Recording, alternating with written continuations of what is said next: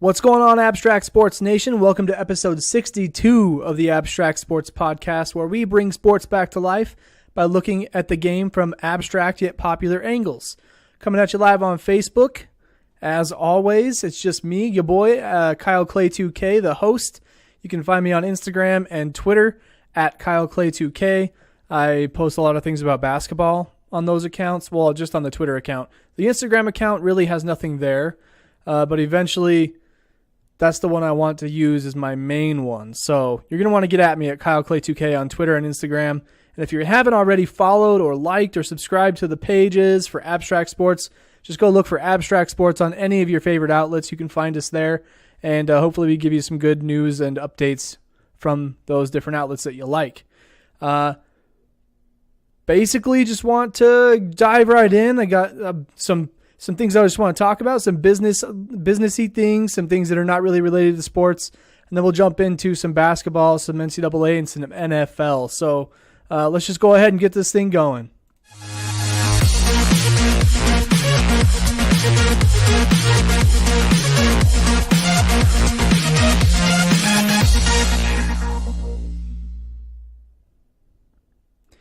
So I just got to tell you guys some things that have been going on lately. Got me all kind of crazy. What's going on, Andy? Welcome to the podcast, my guy. I do have to say that bowling started. Andy here is in my bowling league, so that's why I want to mention that right now. But I went and pulled up all my averages from the last few years in this league that I've been a part of, and I have kept track of my scores before, even though those are already out there somewhere. Somebody's recorded them. I just don't have access to it. But I like to keep track of my own scores so that I know how I'm doing week to week. And I always like to have the data available just in case I decide to make some cool graphics with it and be like, hey, look how bad I suck at bowling. Because really, compared to other people, I'm not that great. But just to give you guys just a little bit of an overview of how my bowling has gone the last few years, let me just spit off some averages here. So in the years 2015, 2016, that season, I averaged 154 on 84 games. The next year in 16-17, I averaged 164, so a 10-pin bump over 72 games, so less games. And then last year in 2017-2018, I averaged 156, so I dropped back down 8 pins, and I only bowled 66 games. I don't know why it's so few games. I don't think it's a different league. It's the same league. Maybe I just had more absences last year. I was gone quite a bit. But to put it in perspective, those are my averages, 154, 164, 156. So any of my tournaments and stuff that I bowl in this year, the City League and the state tournaments, that will be going off of my book average of 156, I believe, which is last year's average. And I started off pretty good. I'm not going to lie. There were only two of the 4 teammates there, and only 4 people out of the total of 8 that could have played on our 2 lanes, because it's 4 and 4. We each had 2 players for week 1 just this last Friday. I bowled a 143, a 165, and then a 170. So I'm feeling pretty good to start the year. I do have to say that Keltron and I have started a pretty strict budget, and so when I go bowling, I'm going to just strictly go bowling. And I mean, it's already enough of a cost to, pay the weekly fees that are associated with bowling, and over the course of a long season, it can add up to a good chunk of money. And so I'm basically just going and bowling. There's like no beer, no eating out. I'm just hanging out with friends and bowling. So hopefully my bowling numbers improve because I'm focusing on it a little bit more. At least that's what I would hope.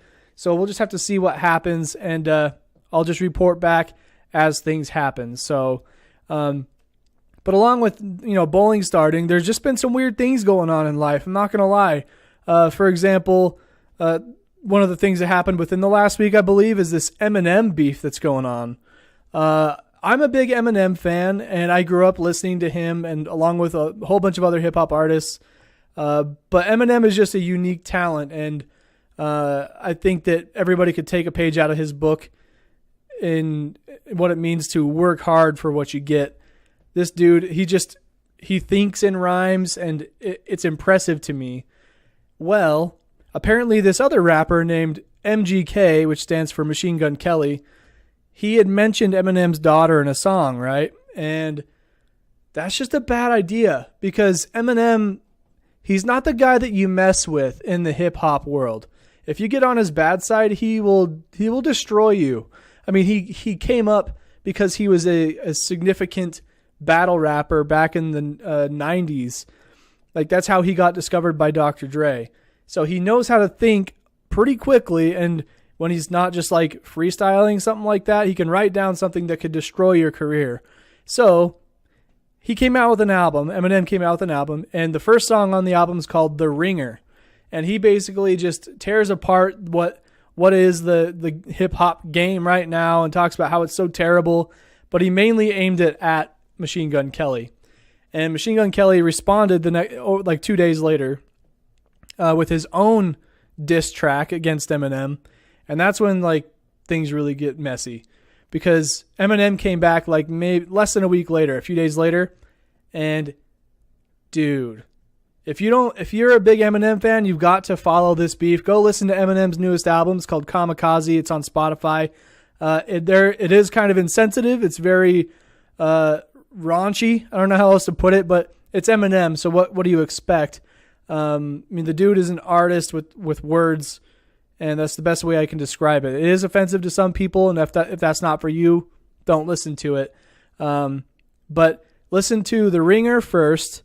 Then you want to go listen to MGK's diss track that aimed at Eminem after that album came out. And then listen to Eminem's diss track response to MGK. It's called Kill Shot. You're going to want to listen to all those things. And then there is an interview on YouTube where Eminem is interviewed by Sway from like Sway in the Morning, Sway 45. You want to go listen to that entire interview. It's really cool to hear Eminem talk about his work because he never does. He always just like releases the album, and that's what it is. It's gone. It's out there in the public, and he moves on. But in this interview, he discusses how, one album wouldn't have been what it was without the previous album, and that album would have been what it was without the next album. So it's kind of like everything happens for a reason in that sense, and really interesting to follow. I mean, that's something that I'm sort of I follow in my off time when I'm not doing the podcast and when I'm not working is I like to follow my favorite artists and music and whatnot. So I thought that was a little bit interesting. It's not even sports related, but it's in the news, so I thought I'd bring it up. And it's been exciting to follow for me. But beyond that, we also, just the other day, Keltron and I had our fridge go out on us. So we're in the process of getting a new fridge from our renters. Also, because of NBA 2K19, I'll take the blame, Keltron. It was me. We have an internet data limit. Those sucks. If you're on a plan that has a data limit with internet, get out. Like, we are seriously we're shopping for a new deal right now because I downloaded NBA 2K19, and along with that, other game downloads came out, and our data plan took a hit on our internet plan. So we're like maxed out. We seriously have less than a half a gig left on this plan, and we have until the end of the day tomorrow. So literally, as soon as I saw we were that close, I went and I unplugged the power cord from our router, and I'm like, no internet until after the 20th. So dealing with that is just another fun thing, along with the fridge going out. So yeah, things are a little bit interesting in the Richards household, I'll say.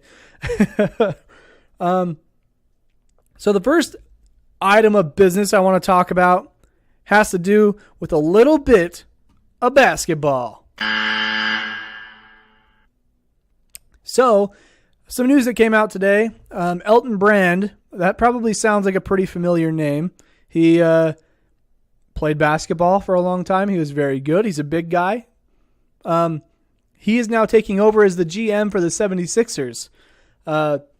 He was the VP of basketball operations for them, so it makes sense that he's getting this promotion, especially in light of the news that came out of the other guy who was in the GM role. Basically, his wife she had like burner accounts, and she was tweeting about people, basically a conflict of interest. And because she was doing that and he's connected to her, he was forced to resign. Pretty terrible situation for him, not going to lie. But because of that, Elton Brand, at the age of 39, he is moving on to the GM role. He was recently promoted to the executive vice president of basketball operations after serving the past year as the GM of the Sixers G League affiliate in Delaware. So congrats to Elton Brand. He's moving up in the ranks in a really great organization right now in the NBA. I'm actually really excited for the 76ers because, that city, around the same time the Eagles were getting really good last year and they won the Super Bowl, the 76ers provided a lot of hope for that city as well because they got Joel Embiid, they've got Markelle Fultz, two really great young guys, but other veterans on the team like J.J. Redick, and there's some other guys like Covington. I think Lou Williams is on their team now. I think he is. So, a lot of good guys on their team, and they can go really far, especially with the Cavaliers not having LeBron James in the Eastern Conference. I think the Sixers are going to go all the way to the number 1 or 2 seed next year, probably next to the Celtics. So, congrats to Elton Brand and the 76ers organization on moving forward with things. The league tips off in less than a month now, and I cannot tell you how excited I am. Some other news that came out, Jimmy Butler, just today, he requested a trade, and he told Timberwolves management 3 teams that he would like to try and go to. They were the Brooklyn Nets, the New York Knicks, and the Los Angeles Clippers. And what you can take away from that is that Jimmy Buckets wants to go to a big market team. Los Angeles and New York are obviously the 2 biggest markets in the sense that they're in the biggest cities, but they also have just a lot more endorsement opportunities, a lot more business opportunities. Plus, who wouldn't want to live in the big city? Like, you got LA and you got New York. Man, that'd be sweet. Like the Brooklyn Nets, heck yeah, that'd be awesome. The cool thing about going to the Nets is that he would be like a star player there. They've got D'Angelo Russell, he was the former first round pick for the Lakers like 2 or 3 years ago. And so him and Jimmy Butler can do a lot of damage there in Brooklyn. Then you got the New York Knicks. Jimmy Butler going there, he can basically take the role of what Carmelo Anthony tried to do there and try to bring the New York Knicks to a championship caliber. But maybe Jimmy Butler can go further than Melo did. We'll have to see about that. But then he wants to go to the Clippers. And everybody has left the Clippers except DeAndre Jordan. No, wait. Did he go? Wait, I forgot. Let me look. I think he did make a deal with the Dallas Mavericks finally. DeAndre Jordan. Yes. Playoffs. Okay. So I just read the article. It says Luka Doncic and DeAndre Jordan has the Mavs thinking playoffs. So, yeah, DeAndre Jordan is also gone from the Clippers. That means Jimmy Butler would just be going to the Clippers trying to get other people to go with him. And I think there was talks of Kawhi Leonard possibly going there. So Kawhi Leonard, a crazy athletic small forward / power forward. He can pretty much guard any position because he's a defensive monster. And Jimmy Butler, who's an offensive powerhouse. Dang, that'd be sweet. It would make for an interesting head clash between the 2 LA teams in Los Angeles. Or 2 LA teams, Lakers and Clippers. That's what I meant to say. So yeah, that's some NBA news for you. I wanted to keep that kind of short. And that way we can move on to the more important and the very relevant topics which have to do with football. But before we go on to football, I want to let you know that it would be awesome if anybody out there would be interested in supporting the podcast by making a simple donation. All you got to do is go to anchor.fm/abstractsports. It will prompt you to support this podcast, and you can make a $1, $5, or $10 donation every month to help us keep doing what we do and providing awesome content about the sports world and beyond. And, just to put it in perspective, $1 is 4 gumballs, guys. Come on. 4 gumballs. I can afford that any day. Andy's showing me hearts over here in the Facebook chat. What up? But also $5 a month, that's 1 Starbucks coffee or a beer, depending on how you roll. Maybe you don't like that either way. Maybe it's a hot chocolate to you. I don't know. But then there's $10. I don't expect anybody to do $10 a month. That's more than a Netflix subscription. That's insane. So if anybody does that, holy crap, that's amazing. And you're doing big things for the podcast. So just wanted to let you know that. Go to anchor.fm/abstractsports. Make a donation there. Or you can go to abstractsports.com/support and make a one-time gift if you want to give us $9 million. I actually doubt PayPal would handle that. So maybe don't do that. Maybe do $20. By the way, your money just goes to help to the website, basically helping us keep things online and helping us promote the big posts that we need people to see. So, say a cool article comes out about the Idaho Vandals and we want to target people in Moscow. We can put an article out there and we can promote it so that people in Moscow can see it easier. Things like that. It just helps us grow, and we appreciate anything that we can get. Anyways, on to some football action. Speaking of the Idaho Vandals, the Vandals have had a bye week the last week. I lost my train of thought there for a second. The Vandals had a bye week last week, and this week we get to see the Vandals play. Need some Jeopardy music right now. Not going to lie, Keltron and I, we've been watching a lot of Jeopardy because it's on Netflix. It's not on Netflix. I think it's on Hulu. Jeopardy's on Hulu now, so we've been watching a lot of Jeopardy. Been watching the Battle of the Decades, and we finally got to the point where the decades are competing against each other now. So pretty exciting stuff if you're an old fart like us. So Idaho Vandals. Holy cow, they don't have anything on Idaho Vandals right now. Let me just go over to govandals.com. Oh, yeah.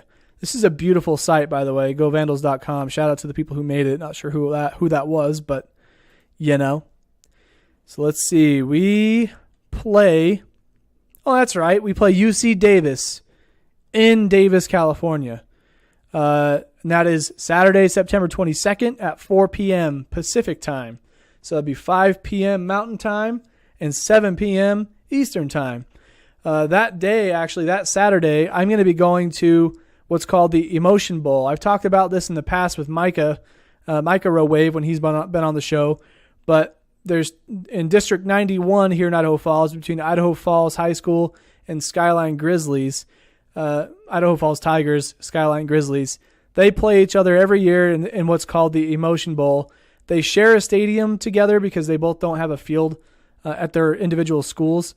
And so they have a big rivalry game of who gets to paint the goalpost blue or orange.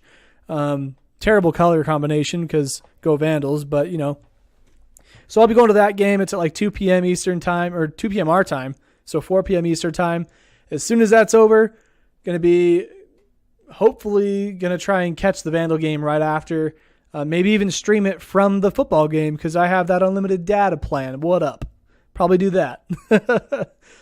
So if you're a Vandal fan, be watching for that game at 7 p.m. Eastern time. It's a Big Sky matchup, so it'll be a good one.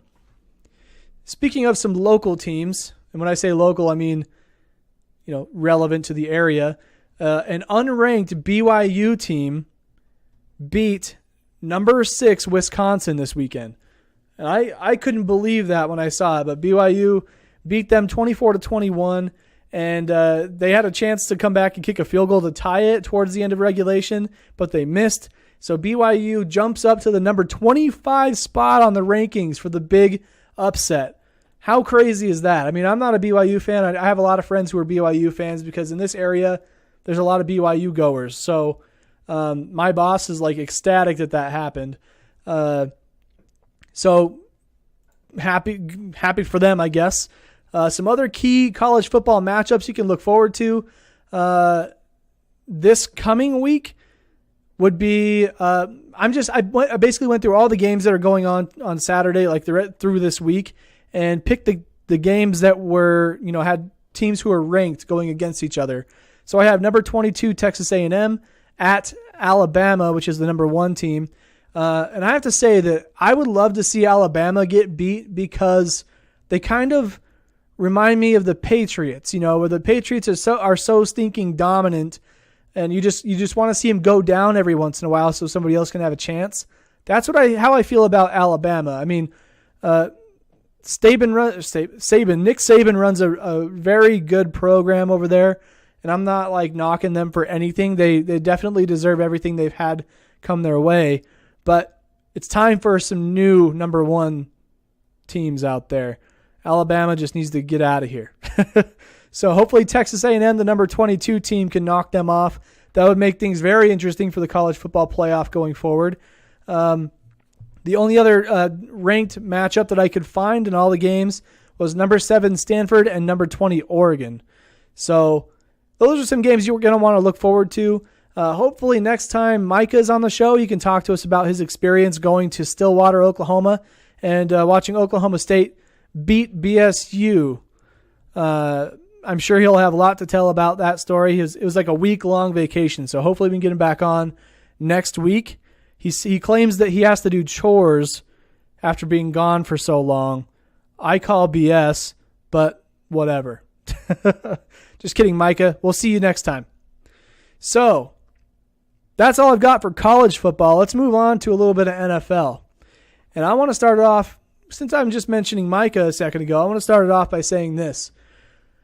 In our little Facebook group chat for our fantasy football league, Micah was giving me crap because, the first week I played my friend Jacob, and I think I mentioned that a couple weeks ago. I played my friend Jacob in week 1, and I'm not a crap talker, especially not this year because I took last year in this league. So I'm like keeping quiet, and I feel pretty good about my team. I go up against Jacob, and he's got like Alvin Kamara and somebody else who just like goes off for him. He beats me by I almost had him beat. He only beat me by like 15 points. His kicker sealed the deal at the end. But Micah comes up in the chat and he goes, well, looks like Jacob might have a good team this year. And I replied with, yeah, my team's not even playing that bad and I'm still getting my butt kicked. And Micah goes something like, no, Kyle, you stay on the bottom. Just stay down. And I was like, okay, whatever. And now if you look at the rankings, I am defeated still. I've lost 2 games in a row the first 2 weeks. I just got outplayed. Like, it doesn't matter if I had the perfect lineup out of all my players on my team with all, bench players and everything. All my highest scoring players would not have beat my dad this week. He had Mahomes. Okay, if that says anything, then yeah. I mean, he had 6 touchdowns plus all the yardage. Dude had like 60 points, or I don't remember what it was, but it was a lot of points. So I just got straight out played the last 2 weeks, and I can take a loss like that. It's not like me making a mistake in my lineup setup. But I do have to say that Micah is officially in dead last place right now. We're both 0-2, but he has more points, or I have more points for my team. Like, I've put up more points than he has, but I have more points against me. So I think it errs on the side of offensive points. So since he's put up less points than me overall, then that means that I'm doing better than him. So he's in last. I'm in next to last. So we're both on the bottom. Micah, how does that feel? Hopefully that doesn't continue for you, because it's a pretty depressing place to be, is on the bottom all year long. So hopefully that turns up for both of us, but especially me. You can stay down there. I don't care. I dealt with that last year. It's somebody else's turn. So let's talk about the week 2 games and just recap some of the interesting points that are going around the league. And then we'll talk about some week 3 NFL preview. So for week 2, Le'Veon Bell was still holding out, hurting his team in a big way. Didn't show up for week 2. And from what I understand, the Pittsburgh Steelers have removed him from their rosters, from their depth chart, and from anything that mentions his name, like probably playbook-wise, things like that. And because of this, if they had him, they probably would not have tied the Browns in week 1. They probably wouldn't have had to have a hard-fought battle in week 2 and have Big Ben run for a touchdown himself instead of Le'Veon Bell. They could have got wins more comfortably. So who knows what's next for Le'Veon Bell? Like, he's still holding out, and it's obviously he's past the point of return. You know what I mean? He can't just like come walking back to that team and have the team think that he's being respectful. His teammates are pretty pissed that he's not there to help them win. Like, it's so selfish to step away from a team because you want to make more money. And in doing so, you're affecting the outcome of games because you're such an integral part of the offense. And so you're affecting the outcome of the games. Therefore, you're affecting other guys' paychecks because you're not helping them get wins. You're not helping them move on to the playoffs. You're withholding money from them by asking for more money. Do you see how selfish that is?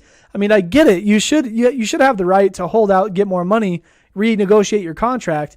But if it goes that far, there's got to be a little bit of compromise. Like, you can say, look, I'm coming here for my teammates. I love my teammates. I want to be there for them. However, I do want to continue the discussions. Be transparent about it. And just be like, I want to continue the discussions with the higher ups and hopefully we get me paid. Just say that. Come back to football, play football, and do your thing and show them why you deserve to be paid. So the fact he's been sitting out the last couple weeks, maybe when he comes back, he's not going to be what he used to be. But if they were to get rid of him, that'd be a huge salary cap boost for the Steelers. They can bring somebody else in. But who knows where he'll go? Maybe the Patriots will pick him up. Heck, they just picked up Josh Brown from the Cleveland Browns for a 5th-round pick. Why wouldn't they try and pick up Le'Veon Bell if they can? Just throw a couple picks at him and try to snag him up too. Man, that would be insane. Anything they can do to make their quarterback younger, they will do. Those Patriots, they are sneaky.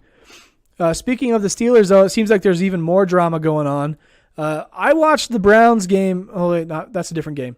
The Steelers. I did watch part of the Steelers game, and it seemed like Juju Smith-Schuster gets a lot of attention from Big Ben in terms of throwing the ball to him and also just like talking to him on the sidelines. I didn't see Antonio Brown really around.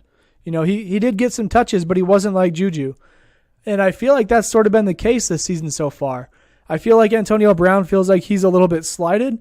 Maybe it's because of the other drama that's going on around their team with Le'Veon Bell not being there, and he's just not himself. But either way, Antonio Brown didn't show up to work on Monday. Just like no call, no show. If I did that, I would probably get fired. Well, maybe not. I feel like my team would they would give me one time, if I could repeatedly didn't show up and didn't call and tell them why, they'd probably get rid of me. So pretty interesting strategy there, Antonio. Maybe you should just come to work unlike Le'Veon and keep getting a paycheck, man. You guys both deserve it. So lots of drama in the Berg. Hopefully they can figure things out over there. Let's move on to the New York Jets. Sam Darnold was a major factor in destroying the Lions. Wait, that's not supposed to be there. No, that's from last episode, guys. Gosh, what are you doing? I could have swore I changed these things. Oh, I did not change those things. Well, shoot.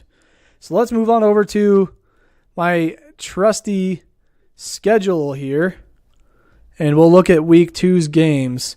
I apparently didn't go through all of them. I just put the main storylines that I had and went with it.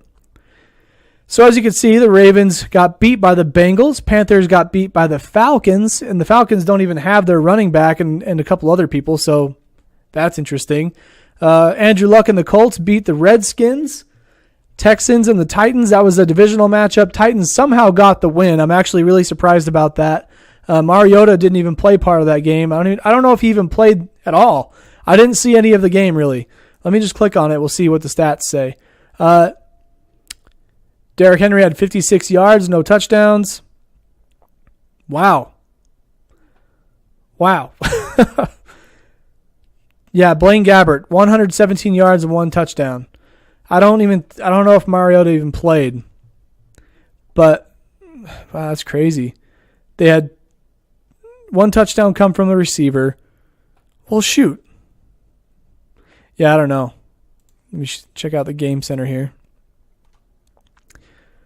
Tennessee Titans passing. It was only Blaine Gabbert. There was no Mariota. I'm guessing it's because of that injury that he took. Oh, crap. There's probably some. Oh, wait, no. So you're seeing some highlights. Hopefully that's not going to get me banned here. I should probably move off of this. Yeah, let's go back. Showing any kind of content like that can get you in trouble. So I'm just going to stay away from it. I'll just show the scores and we'll stick to that. So that divisional matchup, Titans got the win. Huge for them because the Texans are a good team to beat. Eagles got defeated by Fitzmagic and the Buccaneers again. Dude, Fitzmagic was hilarious after that game, coming out wearing Deshaun Jackson's his chains and stuff. I love that exchange with him and the reporter and Deshaun Jackson. So go check that out if you haven't already. Chiefs beat the Steelers. Yes, that was a pretty close one there. So they are 0-1-1 along with the Browns. The Browns, they almost beat the Saints. That was one game that I was like, ugh, Saints, how do you let this happen at home? Like, the Saints have one of the best home field advantages in the Dome there in New Orleans, and they still barely beat the Browns. The Browns had every opportunity. Like, that was the game. That was one of the main games I was watching because I am low-key a Browns fan. Like, I don't have a favorite NFL team, but I love underdogs, and the Browns, like, those wins are so sweet when they get them because they don't get them very often. So they're showing some hope this season.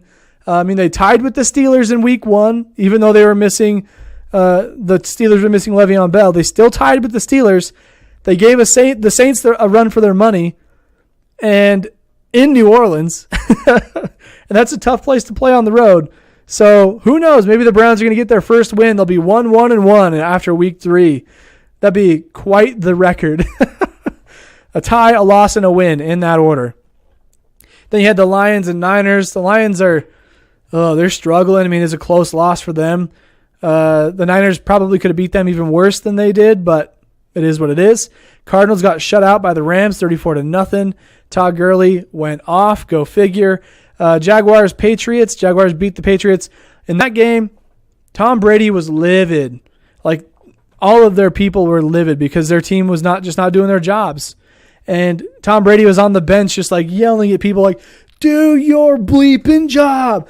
Do your job. Blah. Just yelling. And they ended up losing to the Jags 31-20. I mean, two very good defensive teams, but the Patriots got the shorter end of the stick there. The Raiders just barely lost to the Broncos. Giants lost to the Cowboys. And then Bears with Khalil Mack shut down the Seahawks at home. At home, I mean the Bears were at home. But, man, those Bears are looking pretty feisty with that defense, man. I'll tell you what. Khalil Mack, according to some stats from ESPN and whatnot, Khalil Mack is putting up better numbers than the entire Raiders defense in terms of fumbles, interceptions, and sacks and things of that nature. So, yeah. And John Gruden in an interview recently said that it's hard to find good defensive backs. It's like, do you realize who you just got rid of? You just got rid of a Defensive Player of the Year candidate. What are you thinking? Jeez, John. My goodness. So on to a little bit of Week 3 preview. So for this, New York Jets. That's one that I want to watch. This one right here, the New York Jets and the Cleveland Browns. Because the Browns, like I said, they're potentially going to get their first win this week. The Jets aren't looking that hot of a team either. So the Browns have a chance. They're at home. They've got some momentum after playing 2 really good games. Who knows what can happen? You never know. So I'm liking this New York Jets-Browns game going on tomorrow night. That happens at 8:20 p.m. Eastern time. So it'll be 6:20 my time. I'm really looking forward to that one. But Sam Darnold is kind of crushing it so far in his rookie season.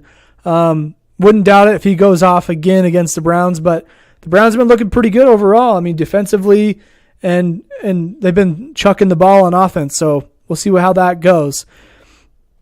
And then another one that I'm looking forward to is the Tennessee Titans at Jacksonville Jaguars. That's a divisional matchup there.